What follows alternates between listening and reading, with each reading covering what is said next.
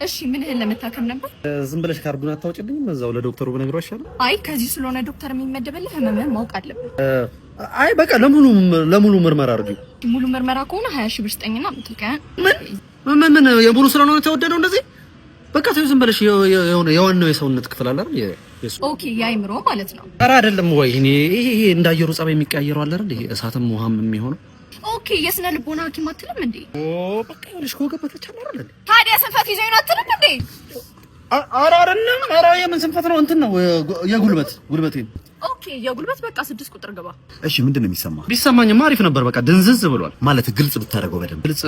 በቃ አላንጋጠጣለኝ። ማንጋጠጥ ስትል በደንብ ልታስረዳኝ ትችላለህ? ይኸውልህ ዶክተር የባህል ሐኪም ጋር ሄጄ በሸንበቆ ቀስቶ አስሮልኝ ነበር፣ ግን ነገሩን ጭራሽ አባባሰው። ስለምንድን ነው የምታወራው? ሌሎች ታካሚዎች እኮ አሉብኝ። በጊዜ ተቀልዳለህ እንዴ? ኧረ ይቅርታ ዶክተር፣ ስንፈት ይዞኝ ነው። ጉልበቴን ብላ እንደዚህ ተመደብከው? ውጣልኝ ከዚህ። ቀልድ ነው እንደያዘው ነው። እንደዚህ ነው ታካሚ ትሪት የምታደርጉት?